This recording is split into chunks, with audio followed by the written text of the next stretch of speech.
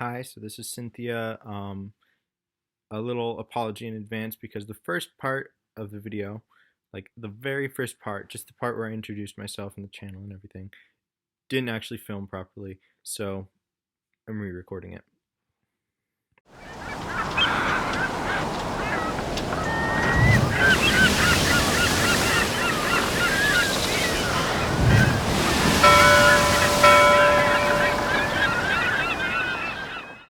So this is Cynthia Nautica.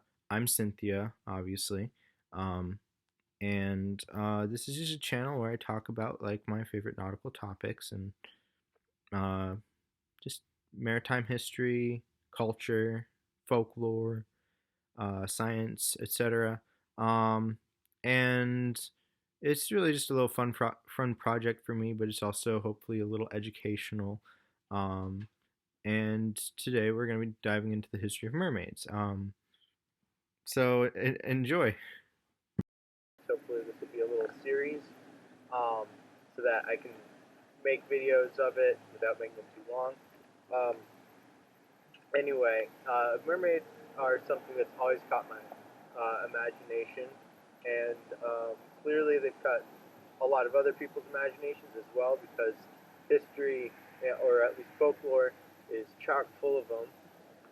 So let's get right off the bat. One of the sources that I looked at mentioned that the earliest mermaids, um, mermaids were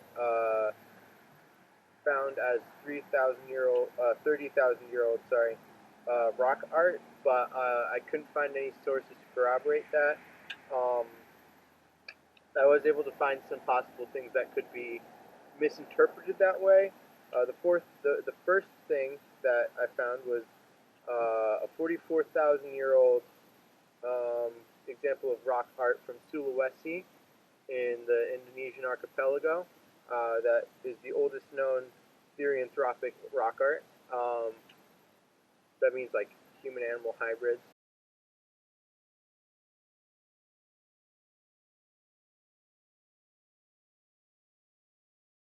But it does not, in fact, depict mermaids.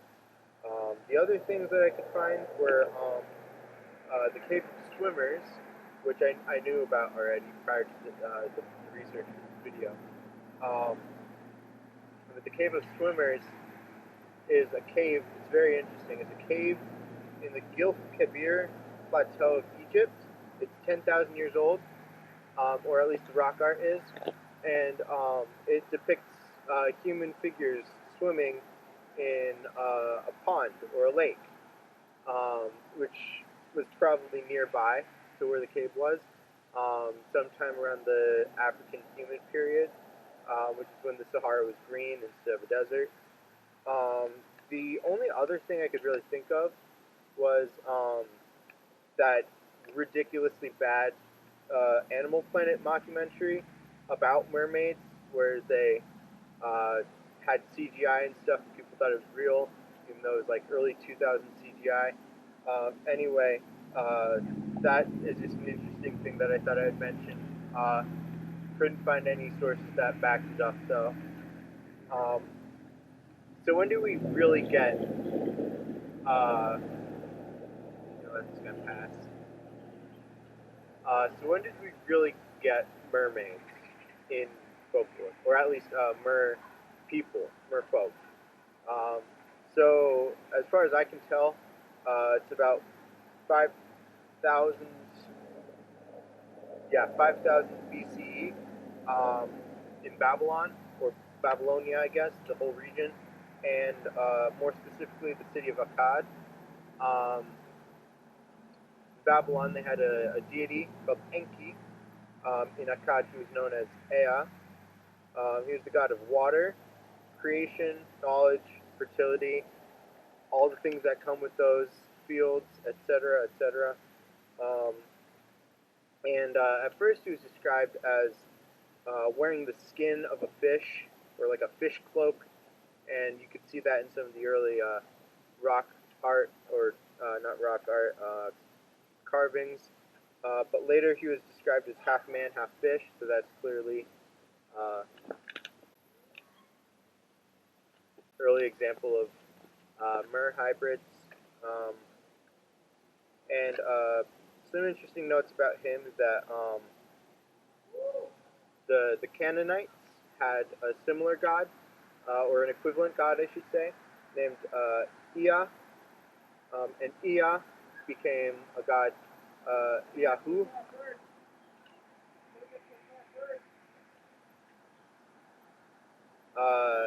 and Yahu became Yahweh, which is of course the Judeo-Christian God. So you heard it here first, folks.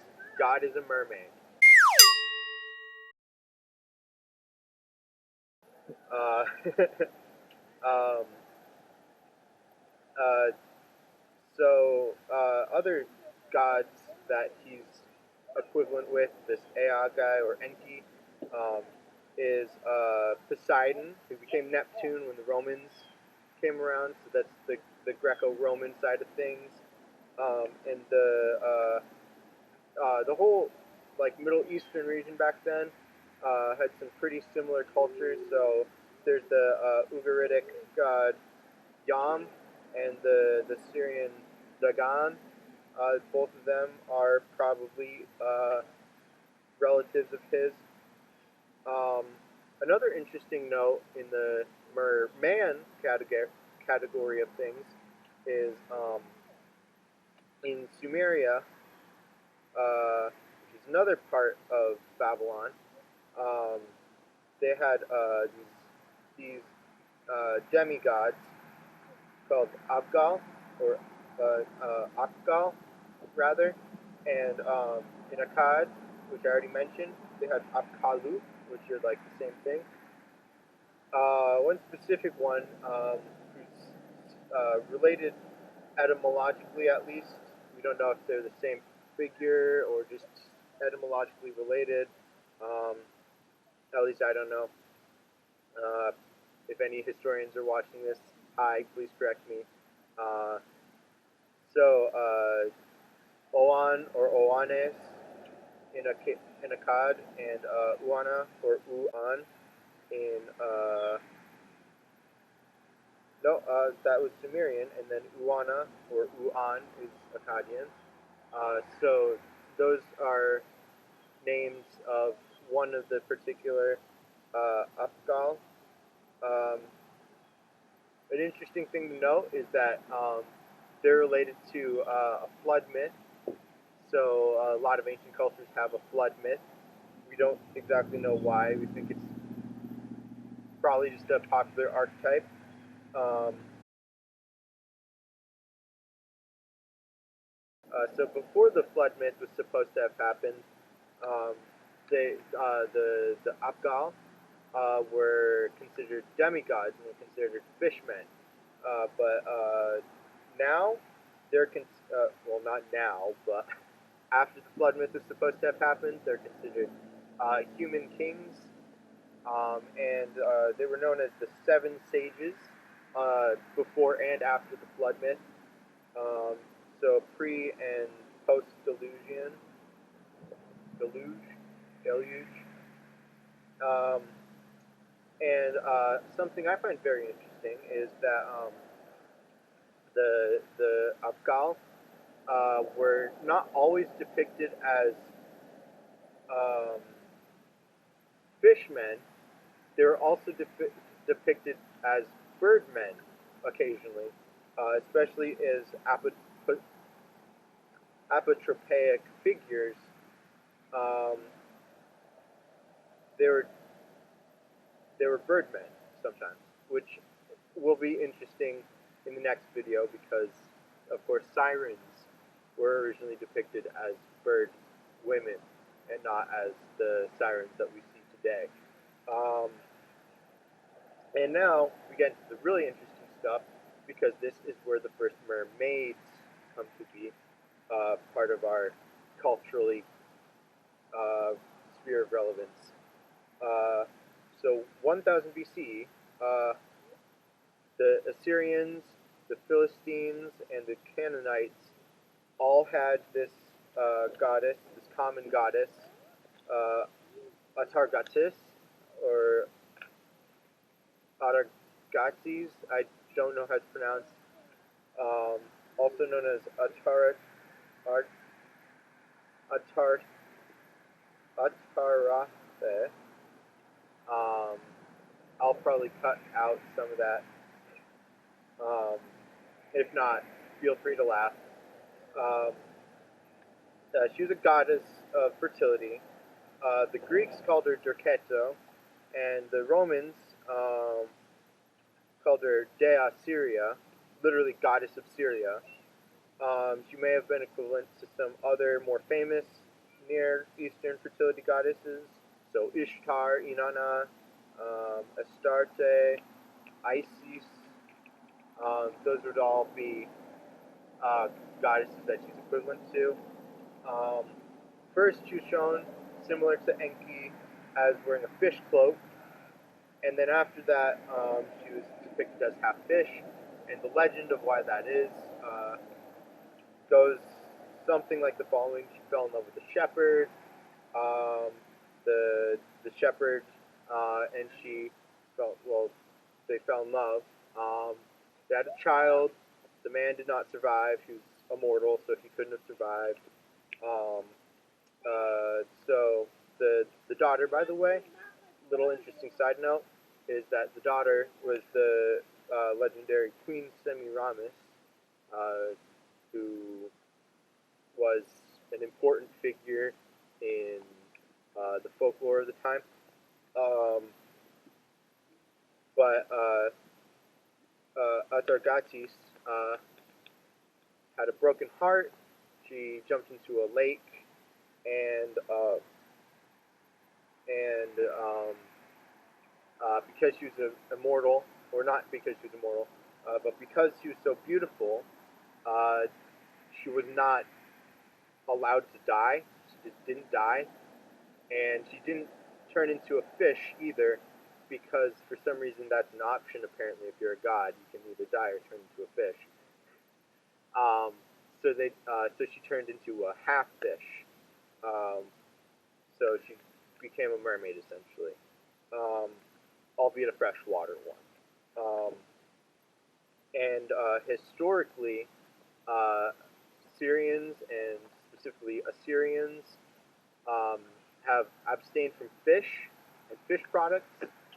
So that story was used by especially other cultures like the Greeks from an outside point of view as an explanation for why the Syrians didn't eat fish. Um, um, an interesting note here is that we don't have the original version of that story. The first version of the story we have is from Ctesias of Cnidus, who's a Greek historian, not an Assyrian historian. Um, and he tells the story about a goddess whose picture can be found in a temple at Ashkelon.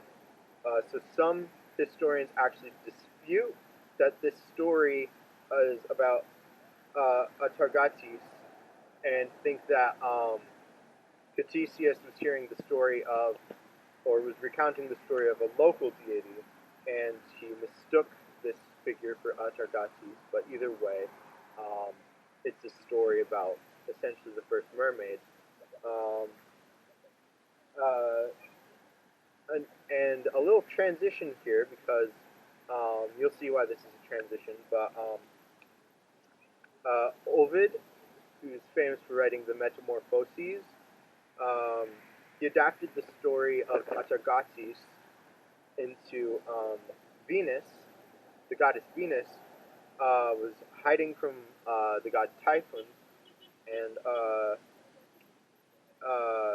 jumped into the lake, etc. Became a mermaid.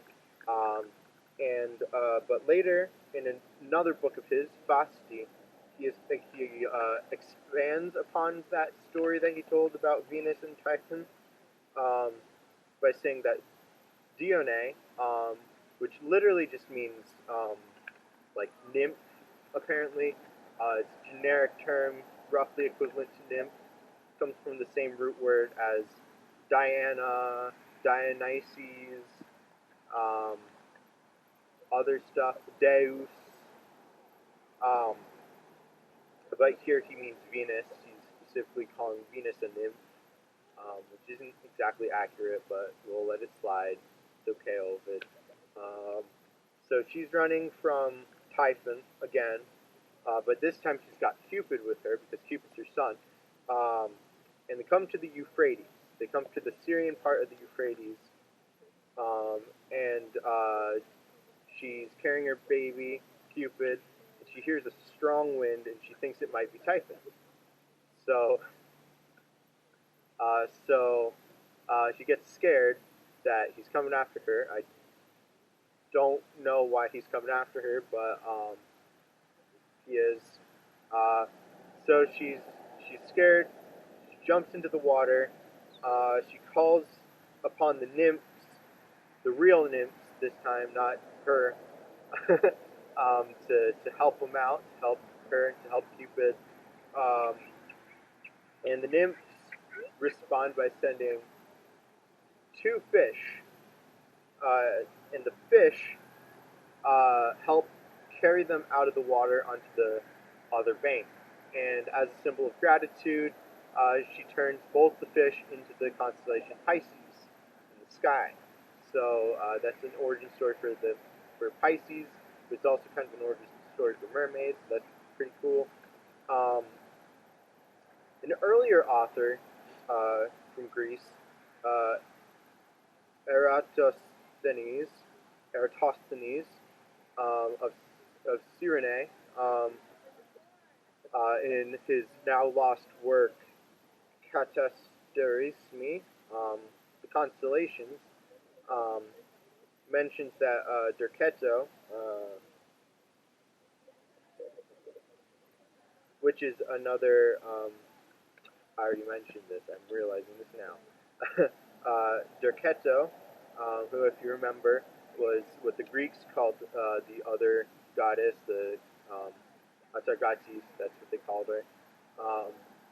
Derketo fell into a lake, so we have a theme here of goddesses not being very careful around water. I don't know why that is, but that's just a thing.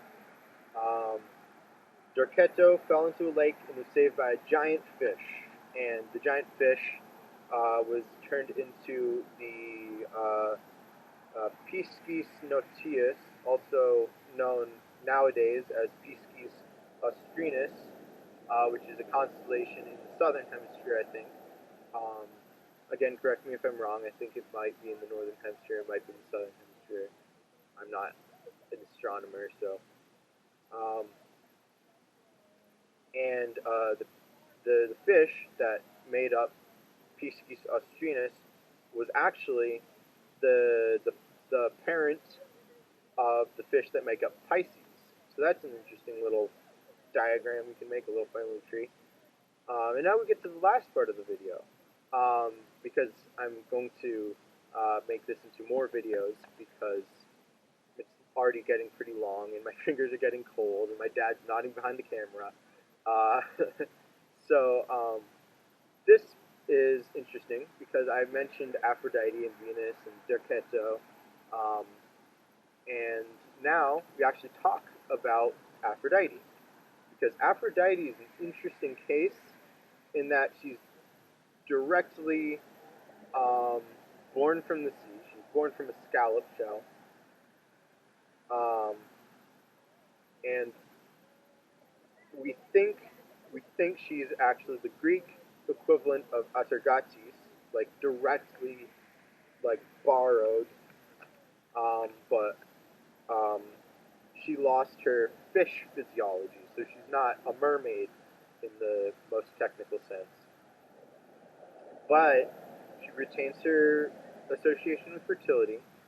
She retains her association with the sea. She's literally a goddess of sailors and sailing. And she's represented by a dolphin at times. I'll do another video eventually on the story of Dionysus and the dolphins. It's a very good story. It's excellent. I will tell it, but not today. But she's also represented as being accompanied by Tritons and also Tritons, which are the female equivalent of Tritons. And those are merpeople, like in the classical sense, merpeople. I'll probably cover them in greater detail in the next video. This is all for now. Thank you for watching Cynthia Nautica, and goodbye.